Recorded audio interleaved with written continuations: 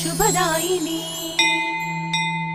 श्रीपद्ममध्यवसिते वरपद्मनेत्रे श्रीपद्महस्तचिरपूजित पद्मपादे श्रीपद्मजातजननी शुभपद्मवक्त्रे श्रीलक्ष्मी भक्तवरदे तव सुप्रभातम्। जाम्बोनदाभसमकान्ति विराजमाने तेजोस्वरूपिणि सुवर्ण विभूषणाङ्गी सौवर्ण वस्त्र परिवेष्टित दिव्य देहे श्रीलक्ष्मी भक्तवरदे तव सुप्रभातम्।